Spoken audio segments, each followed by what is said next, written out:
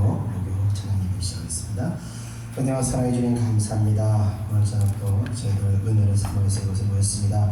하나님, 오늘도 신실하신 하나님, 우리가 간절히 기도하기는 이 예배 가운데 성령의 은혜를 허락하여 주시옵소서. 사랑하는 죄 백성들의 마음을 괴롭히는 모든 어둠의 영이 성령의 역사를 말미암아 모두 물러지질 수 있도록 역사하여 주시옵소서.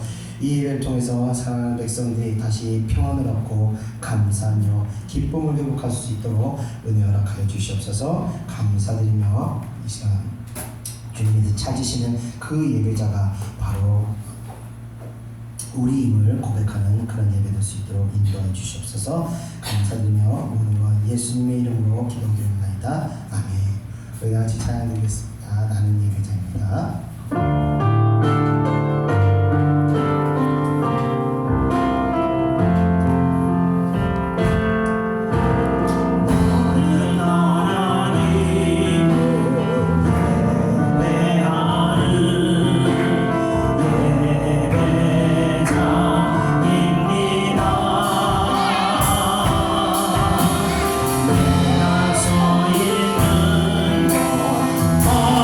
어디서나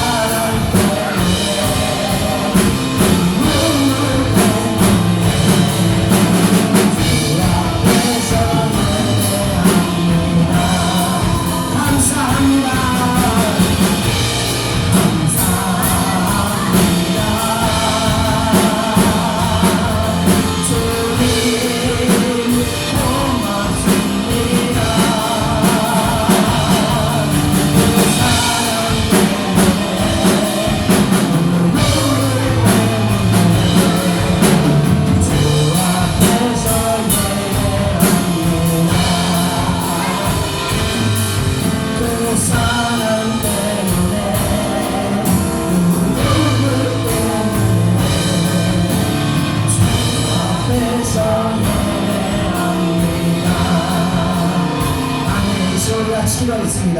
오늘 예배를 통해서 우리 마음 가운데 감사함 회복되게 달라고, 우리 눈물을 통해서 하나님의 평강 회복이 달라고, 우리가 진심으로 하나님께 감사하고 그 감사를 우리가 신앙생활을 그런 신앙을 회복되게 달라고 우리가 청소를 기도하겠습니다.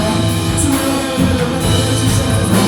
오늘 내 마음을 사랑하는 사랑하는 사랑에게 아버지의 눈물을 내주시고 이 눈물을 통하여 눈물 신동을 마음을 기적을 하여 주시옵소서. 아버지의 우리가 눈물을 위하여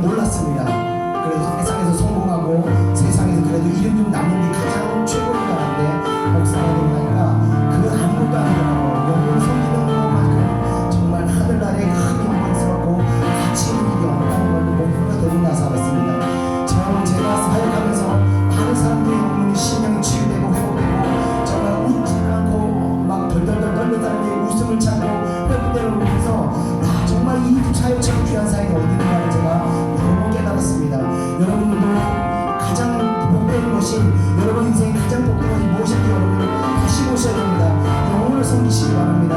여러분 주변에 고통받는 사람들, 고통받는 사람들, 우울증으로 고통받는 사람들, 공황장애로 고통받는 사람들, 여러가지 불면증, 정신적인 질환으로 고통받는 사람들, 여러분을 섬기시기 바랍니다. 주님의 저를 인도하시기 바랍니다. 그랬을 때 여러분들이 가장 복된 일을 하는 줄 믿으시기 바랍니다. 이 시간 우리가 기도하겠습니다. 세상에 어떤 것을 인생의 목표로 삼았던 걸 다 내려놓고 이제 오로지 하나님의 영광을 위해 영혼을 섬기는 일에 아버지 내 인생을 사용하겠습니다. 우리 다 같이 통성으로 기도하겠습니다. 은혜와 사랑을 주님 감사합니다. 이 시간 아버지 우리가 내가 하는 것이 예수님을 우리가 사랑하는 예수님을 내가 이 시간 하나님의 은혜를 입고 하나님의 은혜를 내가 기뻐하고 감사를 드리고 내 예수님의 생명을 아버지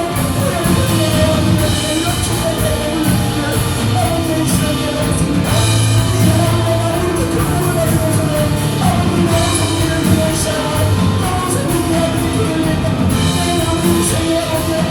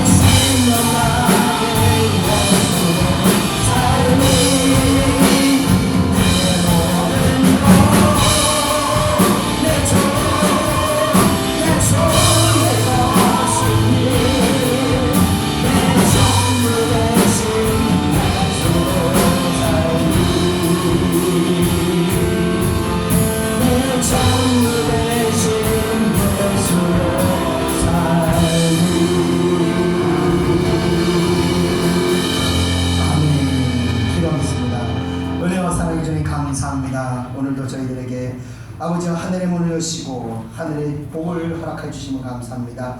오늘 예배를 통해서 아버지 저희들의 심령을 아버지 새롭게 해주시고 새 영으로 저희를 아버지 새롭게 변화시켜 주셔서 아버지 저희들의 마음이 다시 새로워져서 아버지 새로운 소망과 새로운 기쁨과 새로운 감사를 가지고 다시 하나님의 사명을 감당할 수 있도록 은혜 허락하여 주옵소서. 오늘 저녁 이 말씀을 통해서 아버지 내 자신을 바라볼 수 있도록 은혜 허락하여 주옵소서. 영적인 눈이 열려서 먼저는 내 자신의 내 들보를 바라보고 이 들보를 위해서 아버지 먼저 싸워서 이기는 주의 백성들 될 수 있도록 역사하여 주시옵소서. 그래서 아버지 승리하는 자들에게 아버지 영혼을 섬길 수 있는 권세와 능력을 더하사 아버지 어떤 영혼도 아버지 사랑으로 섬길 수 있는 그러한 능력 있는 자들이 될 수 있도록 인도하여 주시옵소서. 감사드리며 모든 거 예수님의 이름으로 기도드렸사옵나이다. 아멘. 다같이 하나님 말씀 보겠습니다. 하나님 말씀은 시편 44편 18절에서 26절입니다. 시편 44편 18절에서 26절 구약성경 834페이지입니다.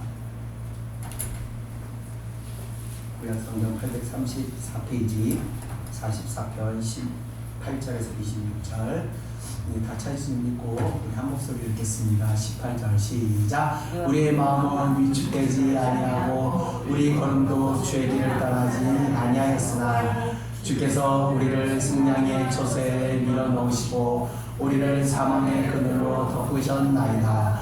우리가 우리 하나님의 이름을 잊어버렸거나 우리 손을 이방신에게 향하여 폈다면 하나님이 이 일을 알아내지 아니하였으리까 무릇 주는 마음의 비밀을 아시나이다. 하나님이 우리가 종일 주를 위하여 죽임을 당하게 되며 도살할 양같이 여김을 받았나이다. 주여 깨소서 어찌하여 주무시나이까. 일어나소서 우리를 영원히 버리지 마소서. 어찌하여 주의 얼굴을 가리시고 우리의 고난과 압제를 잊으시나이까. 우리 영혼은 진토 속에 파묻히고 우리 몸은 땅에 붙었나이다. 일어나 우리를 도우소서. 주의 인자하심으로 말미암아 우리를 구원하소서. 아멘. 네, 오늘은 시편 44편 마지막 시간입니다.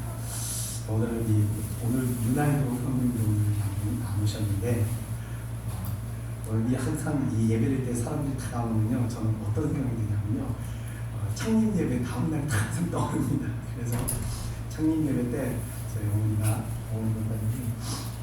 할 수 있는 대로 사람들 다 공간에서 꽉 차가지고 다 앉지를 못하고 밖에 들어오지는 못하는 사람들까지 생길 정도로 꽉 찼었는데 제가 관계상에 앉으시면서 이게 토요일이었거든요. 창립 예배가 토요일 날 그때 있을 때 내일 뭐 이 중에 한 10% 5%만 와도 뭐 되겠네 이런 생각을 했었는데 그 다음날 한 명도 안 오더라고요. 그래가지고 우리 가족만 이렇게 앉아가지고 예배를 드릴 때 그때가 생각납니다. 그래서 그때 정말 이 개척하는 마음이 얼마나 힘든지 제가 그때 처음 배웠습니다. 그래서 그때 창문을 바라보면서 예배 30분 전에 서 있는데 30분 동안 진짜 한 사람도 안 오더라고요. 그때 제가 마음속으로 어떤 기도를 했냐면 하나님 정말 마음이 되게 아프네요. 이 개척하는 마음이 이런 마음이었군요. 그래서 하나님 나 지금 너무 마음이 아픈데 이때 이 순간에 배워할 수 있는 마음 다 배우게 하십시오. 그리고 그때부터 이제 한 영혼 한 영혼이 모셔서 제가 한 영혼 한 영혼을 섬기면서 오늘까지 이뤘습니다. 중간에 또 코로나 때문에 또 어느 정도 성도님들이 좀 모일만 했을 때 또 쑥 하고 다 빠져나가셔서 코로나 끝나고 다시 예배를 시작할 때 권사님 한 분이 여기 모셔서 예배를 다시 시작했습니다. 그때도 제가 창립 예배 때 마음을 다시 갖게 되더라고요. 그래서 항상 성도님들이 빠질 때면 하나님께서 그때 마음을 되돌려주면서 그때 어떤 초심을 다시 하나님께서 저의 마음을 새로나게 하십니다. 오늘도 그래서 하나님이 그 마음을 주신 게 아닌가 생각을 하게 됐습니다. 그래서 이게 제가 그래서 뭘 느꼈냐면 사람이 개척을 해봐야 된다. 개척을 해봐야 어떤 상황에서도 그래서 그때 성도님들이 거의 한 2달 동안 한 분도 안 오셨는데 그 와중에서 우리 가족들만 모시고 예배를 드릴 때 그 예배를 드릴 때 가족끼리 예배가 은혜가 잘 안 되거든요. 그래서 저는요 은혜를 받기 위해서 무무를 미쳤어요. 그래서 어떤 어떤 상황에서도 내가 사람한테, 가족한테 집중하는 게 아니라 하나님한테 집중하고 내가 예배자로서 하나님한테 인정받는 예배를 드려야 된다는 그 시간들이 훈련이 됐더라고요. 그래서 어떤 상황에서도 제가 은혜로운 예배를 제가 은혜를 받고 은혜로운 예배를 인도할 수 있게 되는 어떤 하나님의 훈련 과정이 아닌가 생각합니다.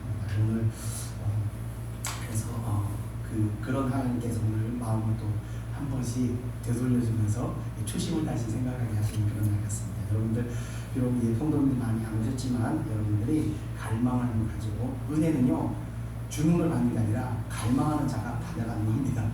하나님은 항상 선물 보따리를 주고 오시지만 갈망이 없는 자들은 받아가는 게 없습니다. 내가 갈망할 때 하나님으로부터 받아갈 수 있는 겁니다. 오늘 그런 마음이 되시기를 주님의 축원드립니다. 자, 다윗의 시편을 제가 이제 계속 강의하는데, 이 시편이 우리에게 은혜가 되는 것은요, 다윗은 이 성도들이 인생에서 이제 겪어야 할 여러 가지 어떤 신앙적인 과정에서의 환난과 고통을 다윗도 동일하게 경험하게 되면서, 그는 세상 사람과 다르게 그 환난 가운데서 이런 환난과 고통들을 신앙으로 이겨내면서 자신이 이겨냈던 그 과정들을 노래로 표현하고 있어서, 현대의 성도들도 이 동일하게 겪고 있는 이런 고난의 문제, 고통의 문제에서 이겨낼 수 있는 방법, 벗어날 수 있는 방법, 그리고 소망의 길을 우리들에게 제시하고 있다는 것입니다. 그래서 다윗은 이런 과정을, 다윗이 이렇게 환난을 겪는 과정들을 보면 이 과정을 어떤 세상적인 방법이나 인간적인 수단을 동원하지 않고 다윗은 오직 하나님의 은혜, 하나님의 섭리 가운데서 깨닫고 회개하고 돌이키는 과정을 통해서 그에게 닥쳤던 이 고난의 문제들을 해결하였던 그의 신앙을 이렇게 고백하게 되는 겁니다. 우리들에게 이 신앙의 고백들이 믿음과 소망을 우리들에게 제공하고 있는 겁니다. 제가 이 시편을 통해서 영혼을 회복하는 영적인 어떤 치유제로 사용하는 것도 그런 이유가 있는 것입니다. 그래서 오늘 여러분들께서 이 시편의 고백을 들으시면서 하나님의 섭리와 신앙의 원리에 우리가 눈이 자꾸 열려야 되는 겁니다. 그래서 어떤 환난이 닥쳤을 때 사람들은 환난이 눈의 전체를 다 가려버립니다. 환난밖에 보이질 않아요. 그래서 한마디로 이 멘붕이 오아버리는 겁니다. 그러나 성도들은 환난에서 눈을 떼고 전체적으로 바라보면서 하나님의 섭리를 봐야 됩니다. 왜 하나님께서 이런 환난을 내 인생 가운데 나오게 하십니까? 아니면 내 주변 사람들에게 왜 이런 환난이 그 사람들에게 임하게 되는지, 하나님의 어떤 섭리를 바라볼 때 그 가운데서 영적인 원리가 깨닫게 되는 거고 영적인 눈이 열리게 되는 것입니다. 그래서 오늘 말씀을 통해서 여러분들에게 이런 영적인 원리와 눈이 열리는 마음이 되시기를 좀 소망하며 오늘 본문으로 들어가고 있습니다. 우리 다 같이 18절 읽어보시겠습니다. 시작. 우리의 마음은 위축되지 아니하고 우리의 걸음도 주의 길을 떠나지 아니하였으나. 아멘. 자, 앞선 17절까지 지지난주 이 전쟁에서 패배한 이스라엘 백성들이 겪어야 했던 그런 현실적인 문제들에 대해서 제가 지지난주에 말씀을 전했습니다. 이 전쟁에서 패배한 이스라엘 백성들에게는 물질도 가족도 모두 다 빼앗기게 된 것이고, 또 포로로 잡혀가기 때문에 그들에겐 더 이상 어떤 소망을 갖겠다거나 꿈을 꾼다거나 하는 어떠한 자유도 허락되지 않는다고 제가 말씀드렸습니다. 자, 그와 같이 영적 전쟁에서도 성도들이 마귀에게 패배하게 되면요, 물질, 가정, 건강, 이와 같은 어떤 현실적인 많은 것들을 빼앗기게 되는 것입니다. 심지어 죄의 종이 되어서 이 자유마저도 박탈당할 수도 있다는 것을 제가 말씀을 드렸었습니다. 자, 그런데 문제는 뭐냐면요, 정작 문제는 마귀에게 당하고 있는 본인들이 마귀에게 당하고 있다는 사실조차도 전혀 모르고 있다는 것입니다. 예전에 제가 어떤 집사님을 이제 상담하면서 사역을 하게 됐는데, 이 남자 집사님이 본인에게 이제 내연녀가 생기게 되죠. 그러면서 자기 가정이 깨지고 그 과정에서 직장도 그만두게 되고 모든 것이 다 아주 파산되어 버린 어떤 집사님이 있었습니다. 그럼 결국 이 내연녀도 떠나버리게 됐는데, 그런 상황까지 이르게 되었을 때까지 이 자신이 이제 마귀에게 완전히 당했다고 생각하지 않고 있다는 겁니다. 안타깝게도 그때까지 그 집사님은 그 내용들을 잊지 못하고 있는 거예요. 자기가 마귀에게 당한 줄도 전혀 모르고 있다는 거예요. 그런데 성도들 가운데서도요, 대부분이 이렇게 마귀에게 당하고서도 당한 줄도 모르고 그냥 살아간다는 것입니다. 참 안타깝습니다. 만약 성도들이 이렇게 깨닫지 못할 경우 성도들에게 회복의 길이란요 사실상 불가능한 것입니다. 그러면서 그 회개가 이루어지지 않기 때문에 그 같은 일은 계속해서 반복되면서 인생이 계속 막장으로 흘러내려가게 되는 것입니다. 성도는요, 인생의 환난을 경험하거나 또 실패하게 됐을 때, 아, 내가 또 마귀들에게 당했구나 하고 깨닫고 분한 마음을 먹어야 합니다. 우리가 사람들에게 사기를 당하게 되면 막 분해서 잠을 못 자지 않습니까? 예, 그와 같이 마귀에게 당한 것도 분한 마음을 먹어야 합니다. 그래서 깨어나게 되어서 다시는 마귀에게 같은 일을 반복해서 당하지 않는 그런 깨어있는 성도가 되게 하는 것입니다. 사실 그런 사람들에게는요, 그런 사람들에게 이 회개할 수 있는 마음이 주어지는 것이고, 회복의 기호도 다시 주어지게 되는 것입니다. 깨달은 사람의 회개 시간은 다시는 마귀에게 당하지 않겠다고 다짐하고 또 다짐하면서 마귀의 역사까지도 분별할 수 있는 어떤 영적인 안목까지도 생기게 되는 것입니다. 우리가 육신적으로 연약하여 마귀의 유혹과 죄로 인한 심판이 우리들에게 저주와 같이 다가올 수도 있습니다. 그러나 회개하는 자들에게는요, 저주가 축복의 기회로 뒤바뀔 수 있다는 것을 항상 저는 말씀드립니다. 그래서 세상에서는 환난이 심판으로 보일 수 있지만 그 심판도 하나님의 은혜 안에서는요, 축복으로 변화될 수 있는 것입니다. 그 예가 바로 다윗과 밧세바의 사건입니다. 다윗은 수많은 부인을 두고도 음란한 마음으로 자신의 충성스러운 부하의 아내인 밧세바와 동침하게 되었습니다. 그것도 모자라서 밧세바의 남편이 우리아를 죽도록 만들었습니다. 아무리 위대한 왕이라고 할지라도 이건 누가 봐도 흉악한 범죄를 저지른 악한 행위가 아닐 수 없습니다. 하나님께서는 이를 용납하지 않으시고 그 사이에 태어난 아이의 생명을 거두십니다. 이에 다윗은 자신의 죄로 인해 죽어가는 아이를 보면서 애통하며 이제 회개의 기도를 드립니다. 그리고 다윗을 용서해 주시고 다시 아들을 주셨는데 그가 바로 다윗의 뒤를 이어 왕위에 오를 이 솔로몬이라는 이 지혜로운 왕을 주셨다는 것입니다. 그런데 이러한 문제들이 인간적으로는 저는 옛날에 아무리 이해하려고도 이해가 되지 않았던 것입니다. 왜냐하면요, 밧세바는요, 다윗의 정식 부인도 아니었으며 다윗으로 하여금 이 유혹을 받아 죄를 짓도록 한 그 대상이었다는 겁니다. 그런데 그들 사이에서 하나님께서는 위대한 왕을 태어나게 하셨다는 것이 저 인간적으로 솔직히 이해가 안 되더라고요.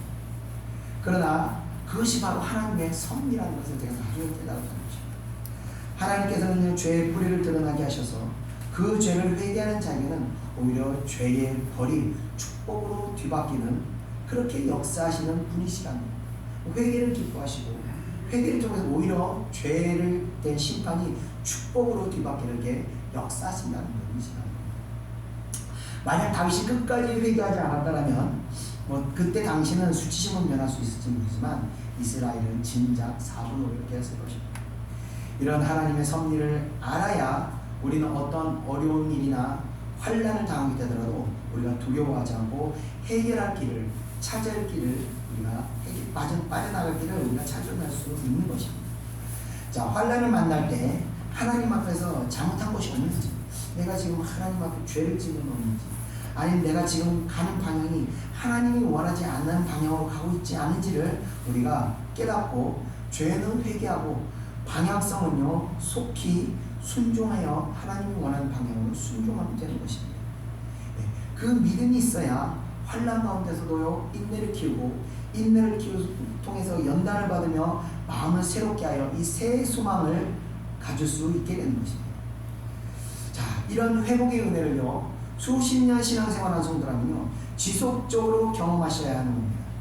그래서 성도는 환난을 당하면 당할수록 더 많은 회개와 깨달음으로 인해서 영적인 항목은 계속 더 열리는 겁니다.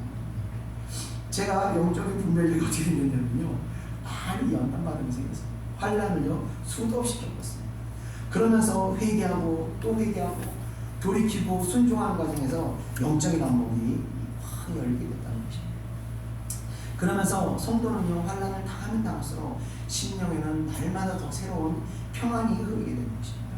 그래서 세상 사람들은 환난을 경험하게 되면요, 얼굴이 완전히 찌그러집니다. 그래서 썩어지고 완전히 딱 봐도 저 사람 정말 지독하게 환난을 겪고 있나 할 정도로 얼굴이 완전히 죽은빛으로 변하게 됩니다.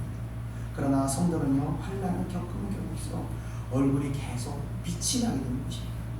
수많은 환난은 수많은 회개와 연단과 회복을 거치면서 심령은요, 호수와 같이 잔잔하게 되기 때문입니다. 자, 그리고 이 과정에서 믿음의 실력이 또 판단받게 되는 것입니다. 믿음이 어린 사람들은요, 환난을 당하게 되면 대부분 믿음이 식어버리고 은혜에서 떨어져 버리게 되죠. 그러나 믿음으로 굳어진 성도들은요, 절대로 마음이 식어버리거나 자포자기하지 않고 은혜 안에서 발걸음을 옮기지 않는 것이죠. 비록 내 삶에 하나님의 축복이 아니라 환난이 주어진다 할지라도 진리를 떠나지 않고 지키는 사람들이 바로 은혜의 아니 하나님의 어떤 축복을 깨닫는 사람들입니다.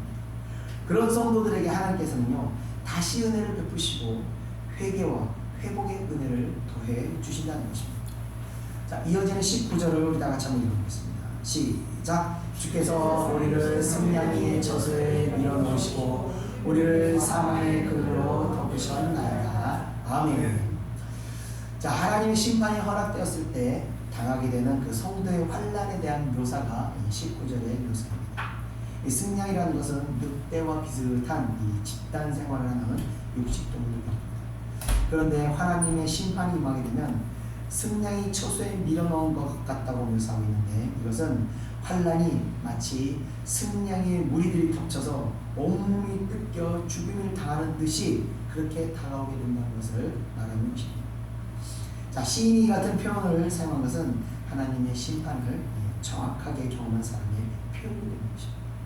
실제로 하나님의 심판이 허락되게 되면요, 어느 한두 개의 문제가 순차적으로 이렇게 발생하는 것이 아니라 동시다발적으로 일제히 발생하기 때문에 마치 승냥이 떼가 덮치듯 정신을 차릴 수 없도록 일어나게 되는 것입니다.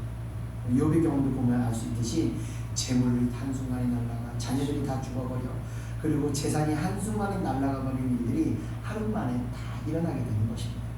그래서 환난은 쓰다리 같아서 직접적으로 닥치기 전까지는 아무 문제 없듯이 평안하지만 한순간에 일제히 일어나서 모든 것을 다 지워 삼키게 되는 것입니다.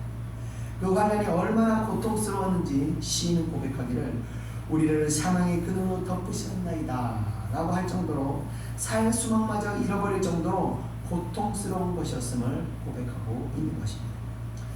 이어지는 20절, 21절을 나같이 읽어보겠습니다. 시작. 우리가 우리 하나님의 이름을 잃어버리거나 우리 손을 이방 손에게 하나님이 폈다면 하나님의 일을 알아내지 아니하였으리까 무릇 주는 마음의 비밀을 아시나이다. 아멘. 자, 사실 이러한 시험 때 하나님께서는 우리 중심을 살펴보시는 것입니다. 성도들이 사실 환난을 당하게 될 때 앞서 말씀드렸듯이 영적인 원리를 모르게 되면요, 미래에 대한 막연한 근심과 두려움에 휩싸여 신음하거든요. 사실 이럴 때 영적인 인도자들이 이들을 하나님의 원리 안에서 잘 이끌어 주어서 소망 안에 머물러 있도록 도와주어야 하는 것입니다. 자, 그런데 이러한 문제들이 현대 교회에서의 한계점을 잘 보여주고 있는 것입니다. 일반적으로 성도들은요, 자신에게 주어진 이 환난의 문제에서 속히 벗어나기를 원합니다. 그래서 이 고통이 빨리 끝나고 다시 예전에 어떤 그 행복했던 시간으로 되돌아가기를 원한다는 것입니다.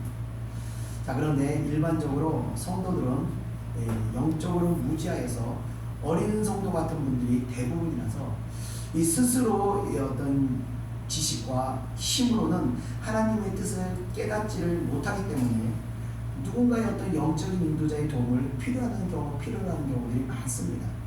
자, 그런데 문제는 이런 역할들을 사실 목회자들이 감당해야 하는데 오히려 목회자들이 성도들보다 영적으로 무지한 경우들이 많다는 것입니다.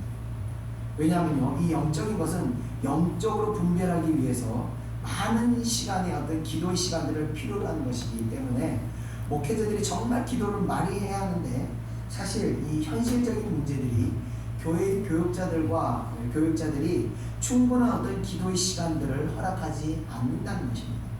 그렇다고 이런 영적인 부분들을 신학교에서 가르쳐 주느냐? 그것도 아니기 때문에 그렇습니다. 이 영적인 것은 어떤 테크닉이나 기술로 터득하는 것이 아니라 철저하게 기도의 시간을 통해서 먼저 내 자신을 비워줘야 되는 겁니다. 내 자신이 헛된 것들이 계속 비워지고 내려지고 버려지는 가운데 반대로 성령이 그 가운데서 채워지면서 그 과정을 통해서 영적인 원리들이 깨달아지는 것입니다. 그럼 영적인 눈들이 열리게 되는 것입니다. 그래서 분별력이 생기고 안목이 생기는 것이기 때문에 이 바쁜 목회자보다도 오히려 시간이 많아서 기도를 많이 하는 이 평신도들이 영적으로 더 탁월할 때가 많다는 겁니다. 이 환난을 만난 성도들은 자연스럽게 영적인 갈망을 해결하기 위해서 목회자가 아닌 또 다른 어떤 영적인 문제들을 자꾸 찾아다니게 되는 겁니다. 그때 교회 안에 기도하는 사람이 있다면 다행이지만 없는 경우는요 결과가 뻔한 것입니다. 여러분도 혹시 유튜브에다가 이 무당과 기독교인을 같이 검색 한번 해보십시오. 그런 무당을 찾아오는 기독교인들에 대한 이야기들을 쉽게 들을 수 있습니다. 심지어 목사들까지도 무당한테 찾아온 경우들이 허다하다는 겁니다. 성도들이 겪고 있는 이런 영적인 문제들을 해결할 방법이 없기 때문에 결국 가는 곳이 뻔한 것입니다. 이런 영적 권세를 잃어버린 교회의 현실적인 문제가 지금 이와 같은 문제들인 것입니다. 저도 예전에요 평신도 시절에 저희 담임 목사님께 저의 어떤 문제를 상담한 적이 있었습니다. 근데 사실 아무런 해결책을 얻지를 못했습니다. 지금 생각해보면요 결국 모든 것이 기도를 하지 않았던 것은 문제고 제가 영적으로 무지해서 마귀에게 계속 당하고 있었던 것입니다. 그런 문제인데 그때도 목사님께서는요 영적인 해결책을 제시한 것이 아니라 인간적인 방법만 저에게 계속 알려주시다고 했습니다. 인간적인 방법으로는요 영적인 문제를 해결하지 못하는 것입니다. 최소한 여기 계신 분께서라도 깨어있는 사람들이 되셔야 합니다. 그러기 위해서 기도하셔야 합니다. 그리고 기도하면서 하나님의 은혜, 영적인 원리에 눈들이 계속해서 열려야 합니다. 그래서 주의 고통받고 있는 성도들을 영적으로 인도하여서 하나님의 섭리 가운데 회복의 길로 들어갈 수 있도록 우리가 도와주어야 하는 것입니다. 그들이 이 거짓된 무당을 찾아가 허탄한 세상으로 빠지지 않도록 다시 믿음 안에서 굳건해지도록 우리가 도와주어야 하는 것입니다. 실제로 교회 안에서요 방황하는 성도들이 정말 많다는 겁니다. 오늘 시인의 고백을 보더라도 어떤 환난을 당하더라도 볼 때 이방신에게 시인은 향하지 않았다고 고백하고 있습니다. 자, 이는요 참 신앙이란 환난을 거치면서 완전해지는 것이기 때문입니다. 시인이 환난 가운데서도 행위로 뿐만이 아니라 마음으로도 하나님을 배반하지 않고 오직 하나님의 선하심을 바라보고 있었던 이유는 바로 하나님께서는 마음의 비밀까지도 다 아시는 분이시기 때문인 것입니다. 자, 우리가 하나님께 우리의 마음까지 속일 수 없다는 것을 우리 여러분 아셔야 합니다.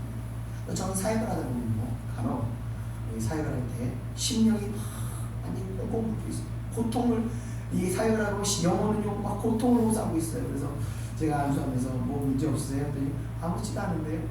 괜찮아요, 평안해요 이런 거예요. 그래서 심령이 막 고통을 부르짖고 있는데도 괜찮다고 그러는 분들이 상당히 많습니다. 그런데 이게 그러니까 이 아무렇지도 않은 척 신앙생활하는 게 이미 익숙해져 버린 겁니다. 다른 사람한테 보여주는 신앙이 굉장히 어색한 거예요. 그 아픔을 꺼내는 것 자체가 굉장히 어색해져 버린 겁니다. 그래서 자연스럽게 위선적으로 평안해요, 아무렇지도 않아요 이렇게 그런 신앙이 몸에 익어버린 겁니다. 그래서 이렇게 사역을 하다가 갑자기 성령이 임하게 되면 그때부터 막 펑펑 울면서 애통하면서 막 고통을 토해내게 되는 것들을 사역하다 보면 많이 봅니다. 야, 이런 신앙이 보여주기 신앙이 익숙해서 교회에 와서 하나님 앞에서까지 아무렇지도 않은 듯 평안한 듯 그렇게 연기를 한다는 것입니다. 그런데 성령이 임하여 자신의 모습을 보고 나서부터 울며 애통하며 마음의 고통을 있는 그대로 다 하나님 앞에 쏟아내게 되는 것입니다. 자신의 고통까지도 고통이라 할지라도 하나님 앞에서 감추는 것은 그것도 하나님을 속이는 것입니다. 하나님께서는 우리의 고통을 모르시겠습니까? 우리의 고통을 다 아십니다. 하나님께서는 고통을 호소하는 자들에게서 자유하게 되기를 원하시는 분이시기 때문입니다. 우리 다 같이 시편 51편 17절 읽어보겠습니다. 시작. 하나님께서 구하시는 죄탄은 상한 심령이라. 하나님이여 상하고 통회하는 마음을 주께서 내시하지 아니하시리라. 아멘. 여러분들께서 교회에서 여러분의 아픔을 마음껏 이야기하고 기도하고 애통할 수 없다면 지금 여러분들이 어떤 신앙에 보여주기 신앙으로 젖어 있던지 아니면 뭔가 잘못된 신앙으로 치우쳐져 있는 것입니다. 교회는요, 잘난 것을 자랑하는 곳이 아닙니다. 병원에 가보시면 아시겠지만 전부 다 병자들 뿐입니다. 병원은 의사 말고는 다 병자입니다.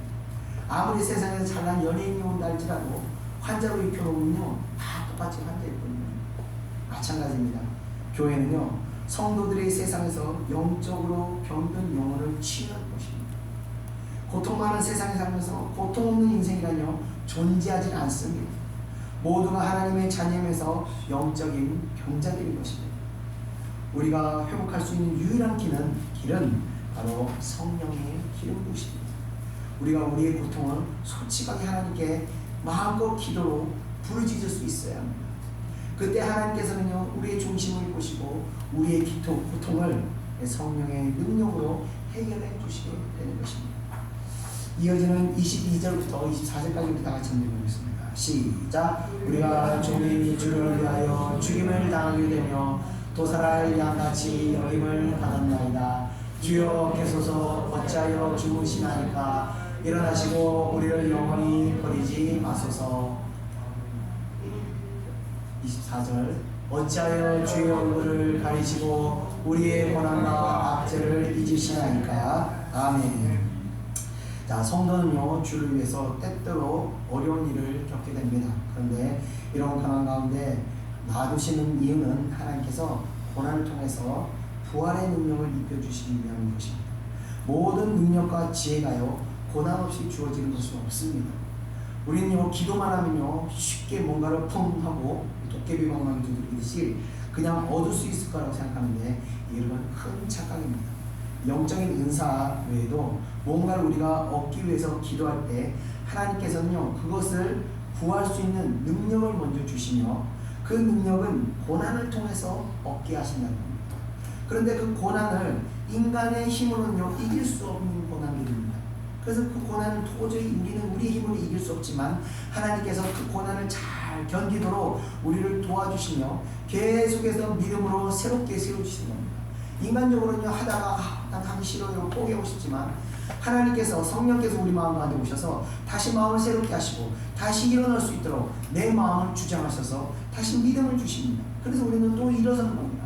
그래요, 하나님께서 함께 하시니 내가 다시 일어섭니다. 또 나갑니다. 그리고 그 고난의 길을 잘 감당할 때 그 고난의 과정을 통과하고 났을 때 내게 이전까지 없던 새로운 능력을 얻게 하시는 것입니다.